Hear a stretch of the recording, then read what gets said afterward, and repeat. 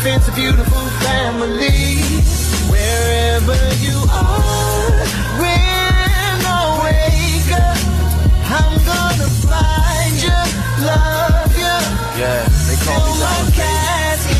She was brown skin, 5'3", long hair with hella ass, toasting on. Yeah.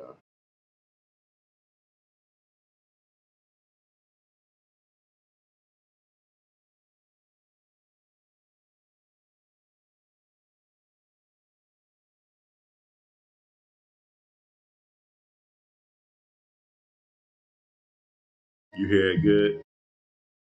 Yeah. Them horns, man, is off the chain. Still living with these cats.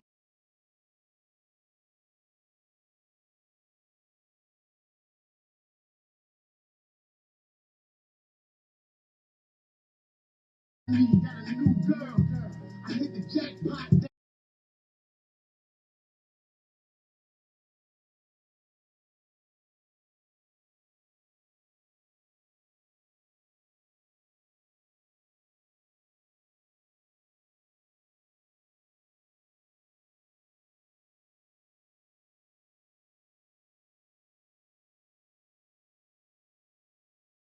Baby, give me another charger.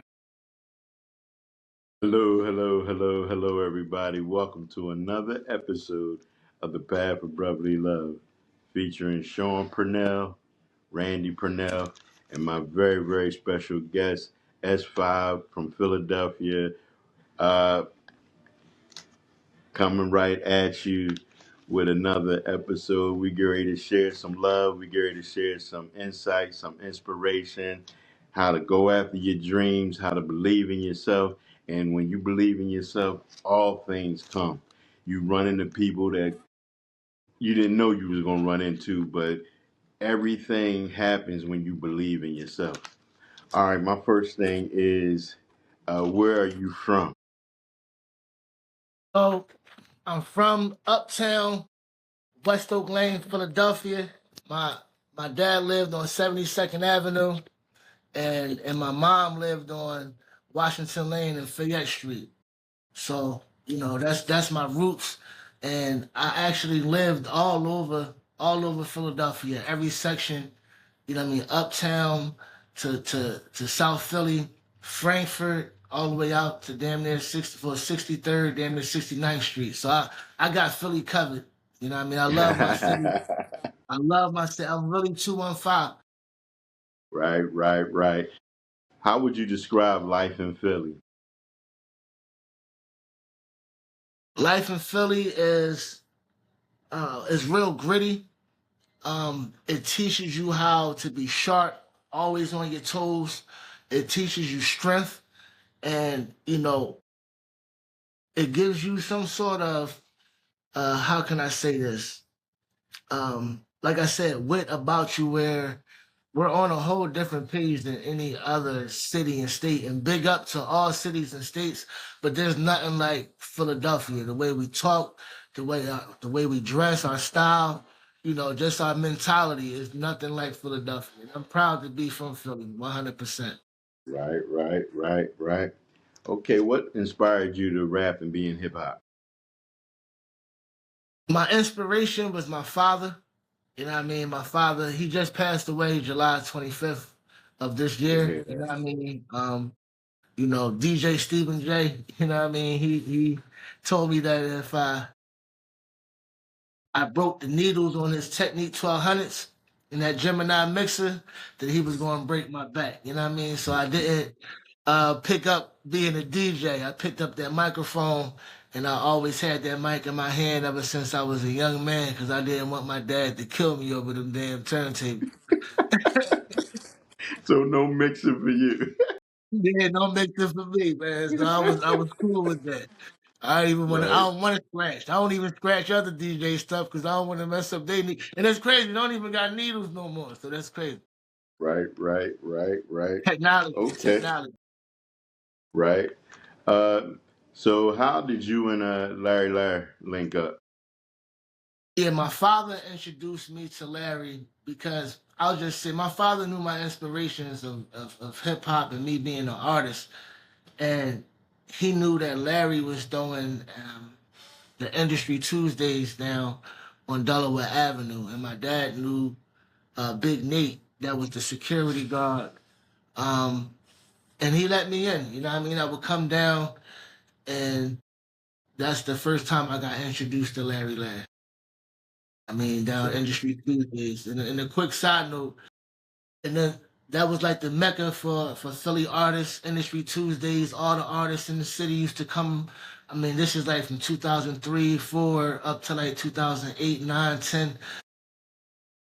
You know, on my 100th Tuesday, Harry actually made me the co-host of Industry Tuesdays, and that's something that I will always give my respects. And he taught me a lot with the music and business wise, how to create and do events and put on for the city. You know what I mean? So I really appreciate Larry for putting me in that position. I really appreciate him. Salute to my OG. right. Yeah, that's my brother. We come up in middle school together. Roberto Clemente, Fifth and Luzerne, Huntington Park section of Philly. Um, Hmm. that's my man. He, if anybody y'all don't know who Larry is, Google him, look him up, listen to some of his music. He got some hot stuff. Even sound Yeah. good today. Um, um, he coming like in the mid '80s, early '90s, somewhere in that area. You had LL coming up. You had a Hmm. lot of the '80s rap. You know what I mean, which is different. You know, it had a different feel. It wasn't about a whole lot of killing. It was about Nah. uplifting. You know what I mean, getting better, seeing where you are. You know, it was a mind thing. It was a mental thing. It was like a state of mind. It was different. You know, and I think about Big Daddy Kane. You got all them different guys that come around on during that era. But Larry, that's my man. We communicate, and he got a big heart. He got a Yeah. big heart, and out of a lot of people that I know because I've been to Mayweather's house. I've been to different people I've communicated with. Joe Frazier used to be my manager when I turned pro. I've been in front of a lot of different people, but Larry, he got a heart. You know what I mean? It's like he humble. It's like you don't know where he been. This is who he is. You know what I mean? And he'll help anybody. I remember I had an artist. It was a group, and they was from Suffolk, Virginia. So Suffolk, Virginia is like a country type of part of Virginia. It's different. And I brought him down, and he had some. I'm thinking where he was at. It was like this was like 2005 and 2004 or five, something like that. And he had this place where he showcased artists like every week. And he came Hmm. down and he let my guys go on stage and perform. You know what I mean? All we from Suffolk, and let them just get on the mic and do their thing. Uh, I never forget our interactions. But Larry's a good dude. How did you run into contact with KRS-One? I always say I ran into KRS-One because I believed in myself. I believed in my craft. And they say once the student is ready, the teacher will appear. You know what I mean? Me as a student of hip hop, I was ready for the teacher to come into my life. And I was ready because I left Philly to follow my dreams. My mom, she moved to San Diego. And so I went to high school out there. I went to high school with Nick Cannon. I always tell people that I was more popular than Nick Cannon in high school because I was the football captain, so and I did my Right, thing out there. But me and Nick have a mutual friend. His name's Steve Hartman Groves. It's funny, Steve and Nick were in a group in high school called the Bomb Squad. They was a rap group. It's funny as hell. But wow, they used to kill the shows, and we always had support for them. You know what I mean? In high school, everything, especially in California, was about football. And then that's when your brother X5 put his thing down. But then after right, that, right. um, I decided to leave Philly and I actually took a Greyhound bus from Philly to Cali to pursue my dreams. Um, stopped in Houston to see my man Eddie Griffin. Went to his crib. Rest in peace. He was one of the best basketball prospects ever to come out of Philadelphia. Went to Roman Yeah. Catholic, Seton Hall. You know what I mean? The Rockets and you know what I mean? The Timberwolves. But rest in peace to my brother. I stopped at his crib, a couple days, see him and his brother. Then I left and went to Cali, and I stayed in the studio, did my album. Then I left, and I said, I'm not gonna get on in San Diego. I gotta go to LA. So I moved to LA, sleeping in my car. Me and my brother Crane. Big shout out to Crane. Um, you know, Crane was an inspiration to me because he was the first artist in my neighborhood I seen with a video, you know, and he doing his thing. And I told him I had an opportunity, so I called him. I said, "Come out here with me." And me and him been brothers ever since, man. And he came out, stayed in. Well, actually, we went to Leimert Park, a place called Project Blue, which is like an open mic there in LA, but it's off of Crenshaw. They'll even boo you if they don't like you, they're gonna boo you off stage. So I signed up for the list. I got on the mic and they liked me. And I went outside and I rapped. And the host came to me and was like, "Yo, man, his name is Nonstop." He said, "Where you living at?" I said, "Look, man, I'm around the corner, man. I got my baby mama and I got I got my wife at the time and I got my best friend Crane. They in the car waiting for me to rap, bro." He said, "Y'all sleeping in the car in LA? Oh no. We can't do it." So he took me in. He had like a small little efficiency place, but he just didn't want to see nothing happen to us. So Right. basically, make a long story short, we stayed with him. He became like our manager, getting us little shows. I had a one disc CD burner. I would burn my CDs, sell them on Crenshaw Mall. Um, actually, on the beaches, Venice Beach, Hollywood Boulevard, Sunset Boulevard, all over LA. And then we left, went back to Philly. Things kind of died down. And I got a phone call from Nonstop saying he was the road manager for KRS One, and he Okay. had three shows. He had three shows um, lined up in Philly, New York, and Baltimore. So I go to the first one in New York. We tear Okay. it down. Go to the second one in Philly. We tear it down. Go to the one in Baltimore, and I think he peeked at me, and he said he wanted us to continue to go down. So the first time I actually met KRS One was in Atlanta, and then that's when I joined the Temple of Hip Hop because I just, you know, when a lot of artists get on, they just think it's about the money. But for me, it was about the culture. It was about the knowledge. It was about me getting Right. myself, you know, into, you know, hip hop itself, being the best artist I could be. You have to learn from the best. So I Right. put my head down when he asked who's the leader. Everybody pointed at me and he said, "Well, S5, we gotta take the red pill, the blue pill, this pill." You know what I mean? And it's like some Neo and Morpheus talking right now. Like, you know, you take this Right. pill, you did shows for KRS One, you know, you open up, we met, you know, it's all love. Thank you so much. Or this pill, you go back to Philly, you commit suicide and you get back on the road and you know, you never know what might happen. And that kind of blew my head. I said commit suicide and then it clicked to me like, you know, I can't, you know, be working at these jobs and stuff. My peoples are trying to have me. And I can't do that if I really want to pursue my career. I had to kill that person and create Right. S5.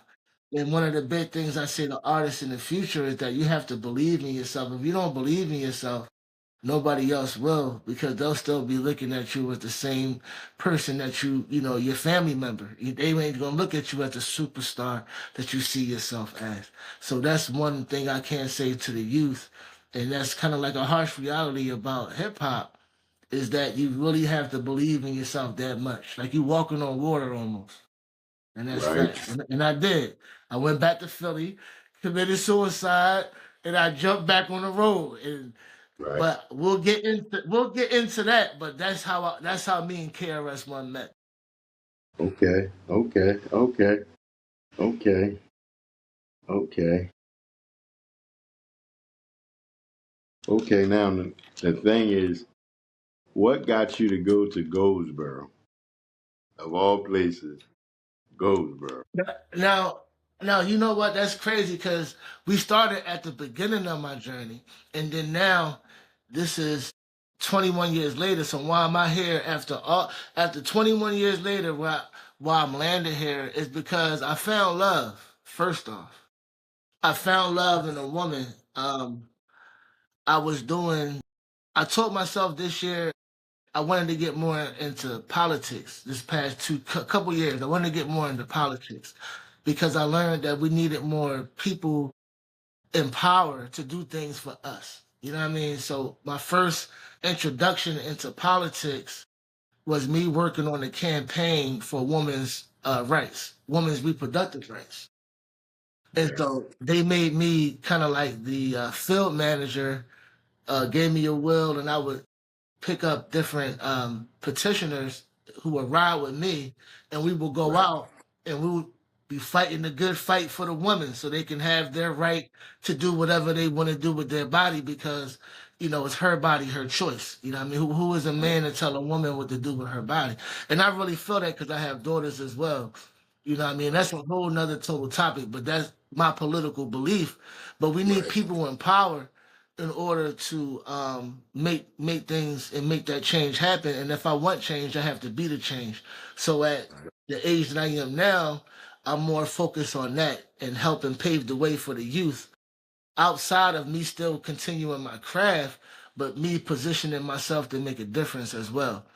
And so, with that being said, I met one of the petitioners who was the top petitioner of the organization, and me and her went out together to, get some signatures. And she asked me, did I have anything to eat? I said, nah. She said, you hungry? I said, yeah. I said, well, my check, I'm waiting for my check to come out. My other bread, I just paid all these bills. I don't have it right now. And she said, well, don't worry about it. I got you. And I looked, and, Right. and she took me to That's a buffet. different.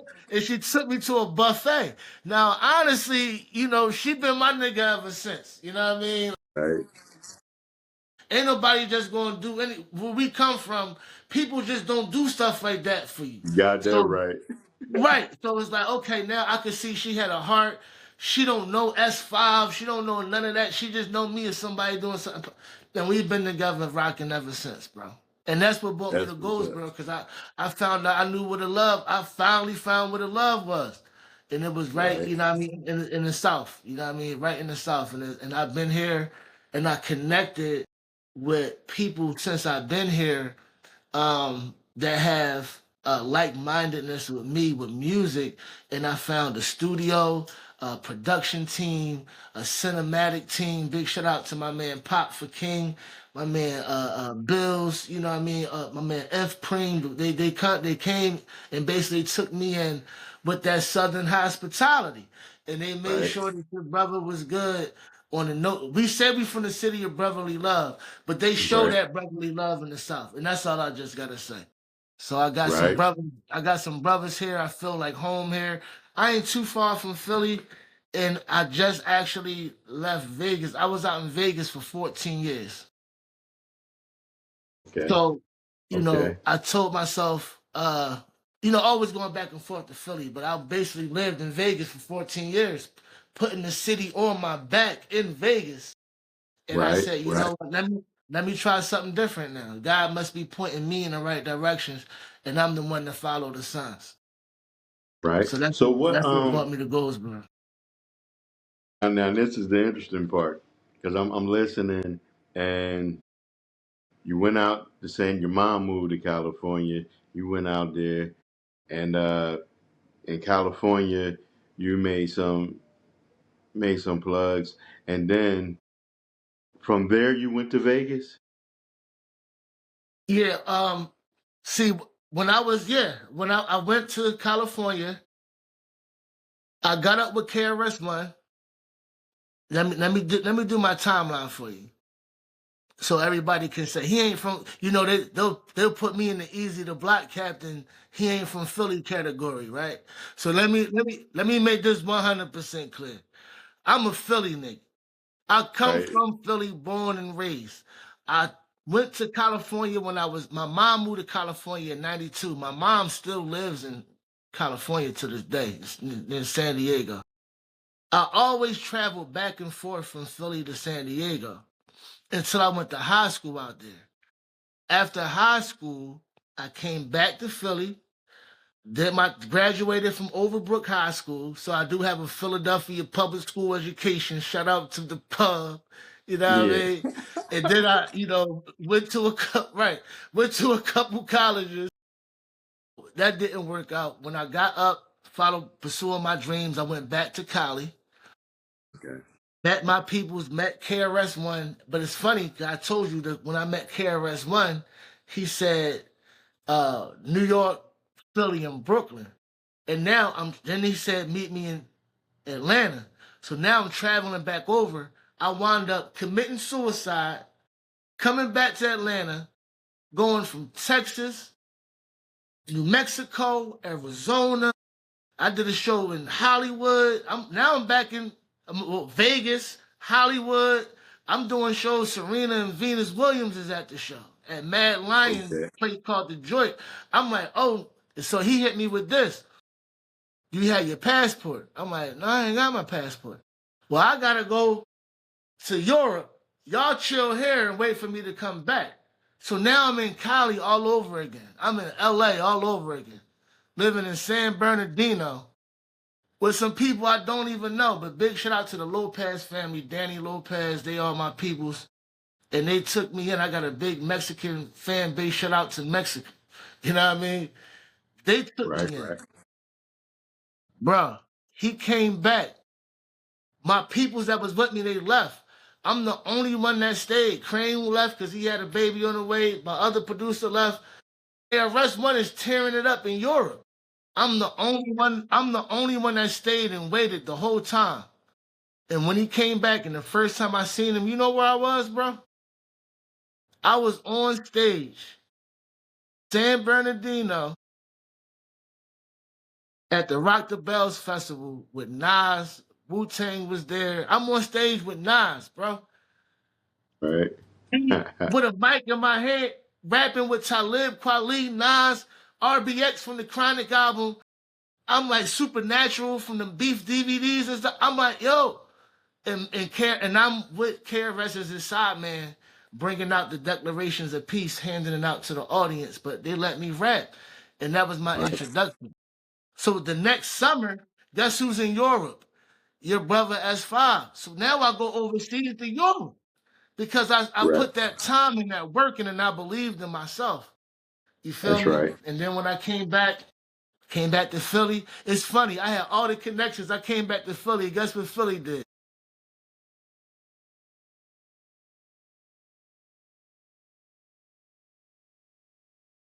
Wow. Wow.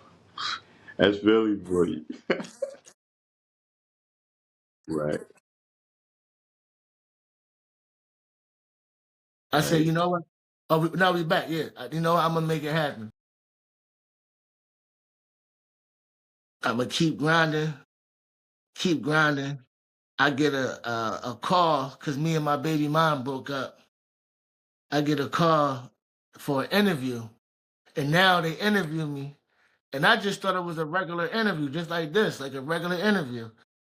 I'm on the front page of the Daily News now, and now I'm on Fox News with I'm the big story with John Gibson, and now I'm on Geraldo Rivera in New York. Wow. Yeah, they coming at me all types of ways, but you know what? It was because of my affiliation with my grandpa and him being the police commissioner, but me being a hip hop artist. See, I was the first battle rapper, and I told I'm a battle rapper. I battle other rappers.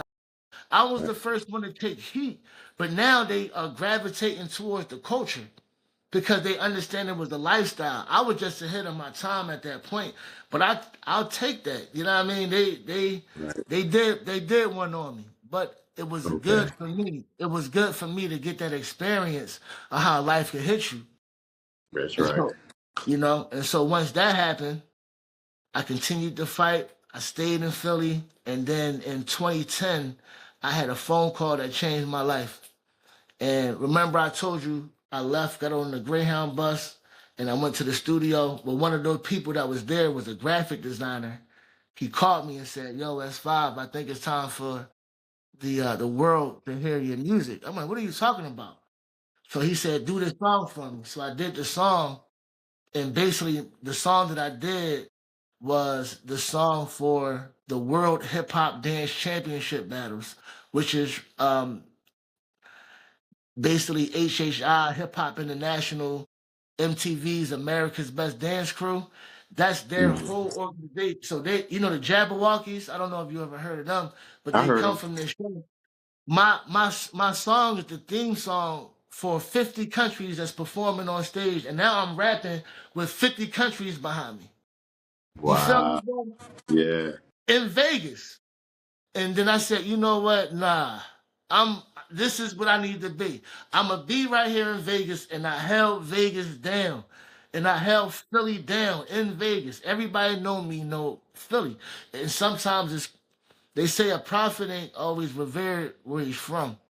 And I know where in Vegas I get a lot of love and representing Right. for Philly, but in Philly is you know how we do. It's Yeah. you gotta be him, and that's That's what right. makes me continue to do what I'm doing today. So while that time I was in Vegas, I stayed there for 14 years, and that's when I made that decision to come back to the South to change it up. And throughout that whole time, I'm back and forth to Philly though, always. I tap in Philly every year, every summer, every year, 2, 3 times. So that's Philly. Right. Yeah. Right. Yeah.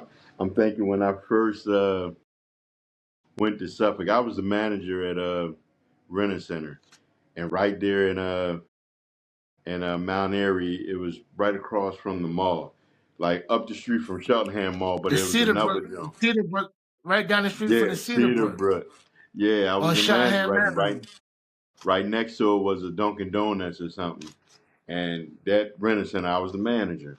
And they moved me from there to Suffolk, Virginia. But it's like every weekend I had to drive down to Philly. Almost every day I'm driving back to Philly, driving back to Philly. And when you said it's like something in you, you just gotta go back to Philly. You know what I mean? No matter what. But if uh, past, present, Your future, thing going in and out again. okay. Where we at? You good? You better now. Okay. If there's any rapper you can collaborate with, whether they here, they not here, past, present, who would it be?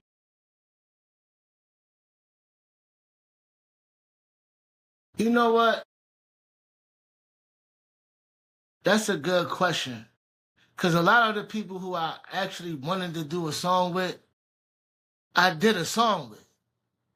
Like I'm on KRS-One's album, and that's somebody I would say I wanted to do a song with.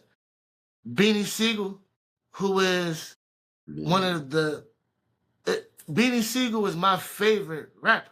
Like I grew up my whole life listening to Beans, looking up to Beans. Beans is like, somebody who I would say if you ask that question, him, but I have a song with him already. Me, Beans, and Freeway have a song. It's called Sicker Than Your Average, and it's on Beanie Siegel's album that came out after he left, Rock. The album is called the Broad Street Bully album, the Broad Street Bully. Okay. Eh, Okay. But it's funny, but the production of the songs, guess where they're from? San Diego. My people's in the Bat Cave. You see, you see, you see how that circle come around? Yeah. So Yeah. so and I don't even think Beans even know that. You know what I mean? Like how I was in the studio with Chris and all them dudes. They like, who's this dude in the studio? You know what I mean? And I'm like, well, listen, you know what I mean? It's hard for me to explain, but they my peoples too. That's So, right. but they actually put me on the album. I'm on Beans' album. Me, him, and Freeway got a track, Sicker Than Your Average. Even I would say Keith Murray, because the most beautifulest thing in this world is just like that. That was one of my favorite songs all time. I got 2 songs with Keith Murray, bro. Wow. You know what I Okay. mean? And then on top of that, remember KRS had the group Channel Live? All we do was Uh smoke huh. madism. All we do is smoke. Right. I got a song with them, bro, called Hip Hop Nation. Wow. Okay. So I would just say Nas.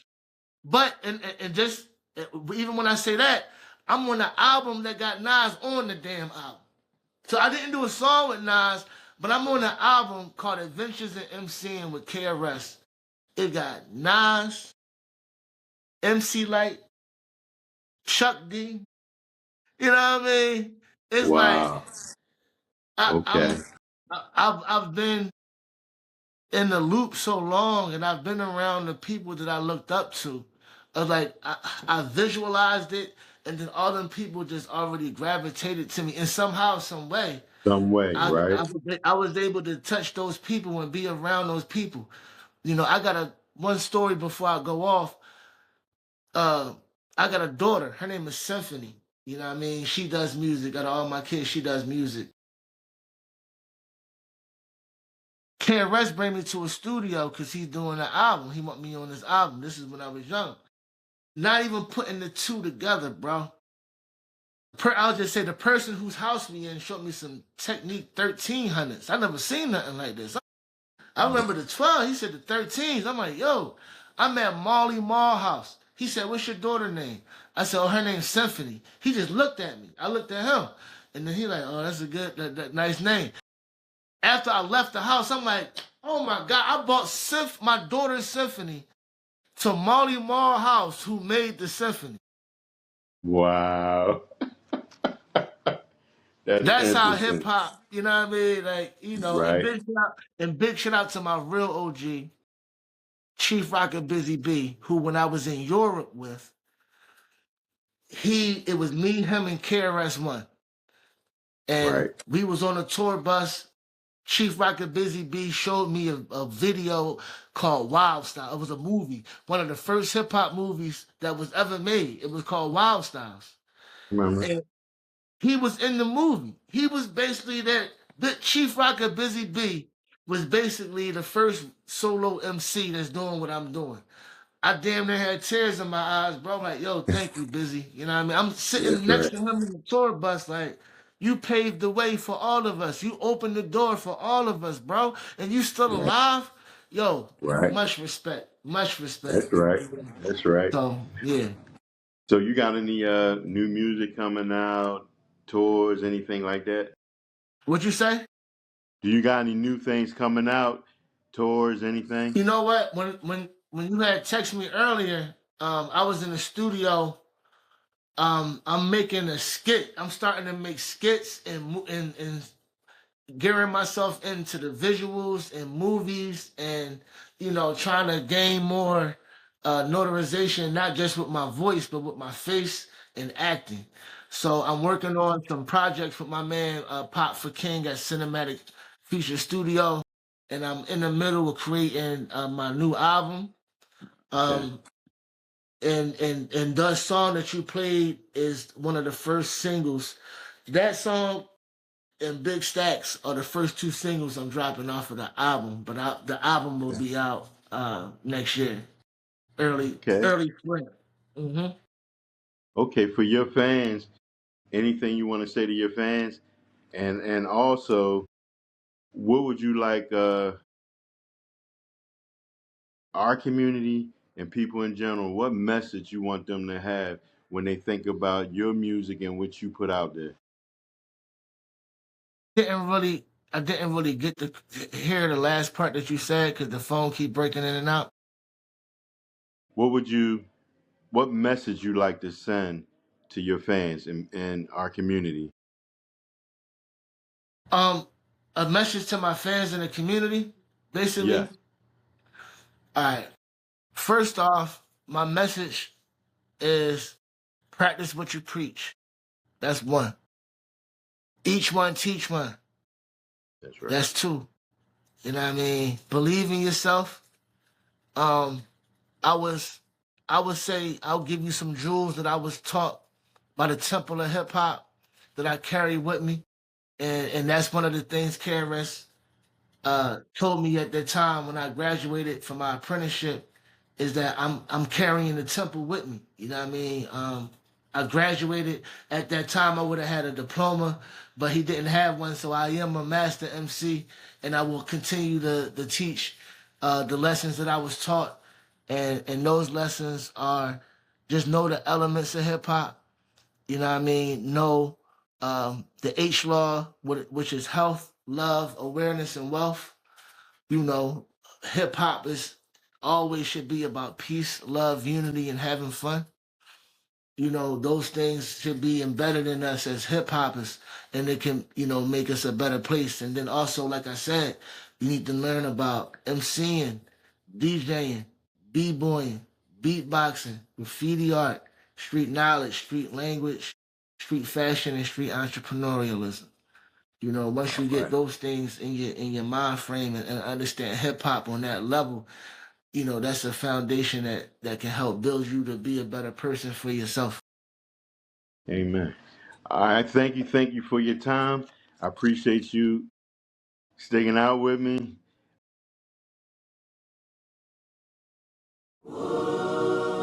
Bloodline streams as hard as it seems. Royalty. Royalty was your reality, a normality that blasphemes today. For at any moment, a stray may ricochet and kill your kin. No longer are you the preeminent wonder of the world, for kings have been fooled, schooled, and now ruled.